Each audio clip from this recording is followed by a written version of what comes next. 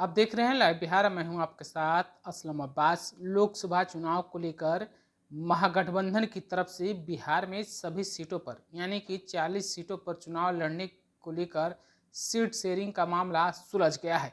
लेकिन जिस तरीके से महागठबंधन के अंदर सीट का बंटवारा हुआ है, खास करके कांग्रेस को 9 सीटें मिली है तो वाम दल यानी लेफ्ट फ्रंट को 5 सीटों पर संतोष करना पड़ा है। तो दूसरी तरफ राजद अकेले 26 सीटों पर चुनाव लड़ रही है।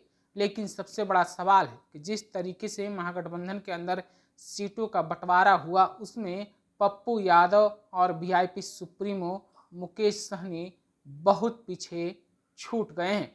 जी हाँ, बहुत पीछे छूट गए इसलिए जिस तरीके से पप्पू यादव ने सीमांचल और पूर्णिया की राजनीति को लेकर अपनी मजबूत दावेदारी पेश कर रहे थे और आनन फानन में अपनी पार्टी जाप का कांग्रेस में विलय भी कर दिया था। लेकिन जिस तरीके से महागठबंधन के अंदर पप्पू यादव को धोखा मिला, महागठबंधन के अंदर पप्पू यादव किनारे हो गए, अपने आप को अकेला पा रहे हैं, कहीं कोई उनकी तरफ से तरफदारी नहीं की गई। कांग्रेस महागठबंधन में सीट बंटवारे के दौरान पूर्णिया लोकसभा सीट पप्पू यादव के लिए नहीं बचा पाई और पूर्णिया लोकसभा सीट पर राजद सुप्रीमो लालू यादव ने बीमा भारती को टिकट थमा दिया।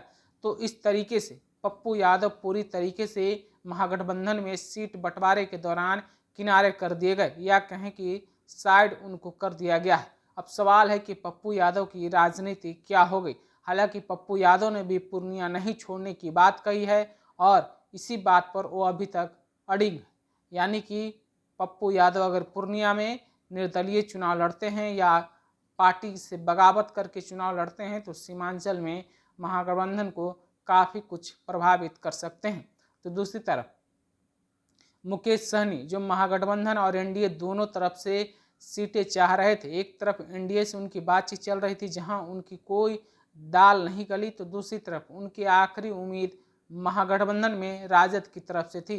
लेकिन राजद यानी कि महागठबंधन में भी मुकेश सहनी की कुछ नहीं चली, यानी कि उनकी गठबंधन में कोई बात नहीं बनी और आखिरकार वो महागठबंधन से भी बाहर हो गए हैं। अब मुकेश सहनी का राजनीति क्या होगा, मुकेश सहनी की राजनीतिक भविष्य क्या होगा। जिस तरीके से निषाद और मल्लाह के आरक्षण की बात करते थे, अब महागठबंधन में भी उनको कोई भाव नहीं दिया गया है।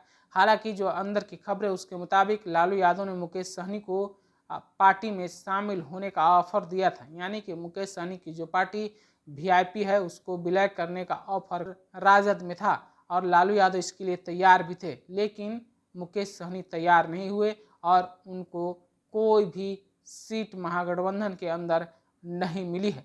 हालांकि पिछले चुनाव की बात करें तो 2019 लोकसभा चुनाव के दौरान खगड़िया से चुनाव लड़ने वाले मुकेश सहनी मौजूदा समय में महागठबंधन के अंदर अपने लिए कोई सीट नहीं बचा सके या फिर मांग सके। हालांकि 2019 में वो महागठबंधन के साथ ही चुनावी मैदान में थे, लेकिन जिस तरीके से मौजूदा समीकरण में खगड़िया सीपीएम को चला गया, उसके बाद उनकी आखिरी उम्मीद भी ख़त्म हो गई। तो दूसरी तरफ मुजफ्फरपुर भी जो है कांग्रेस के पाले में चली गई है।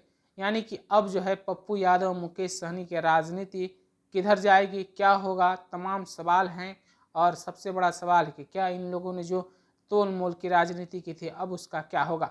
आप अपनी राय क्या रखते हैं कमेंट में हमें ज़रूर बताइएगा। तब तक के लिए बहुत बहुत शुक्रिया। लाइव बिहार यूट्यूब पर सब्सक्राइब और फेसबुक पर लाइक जरूर करें।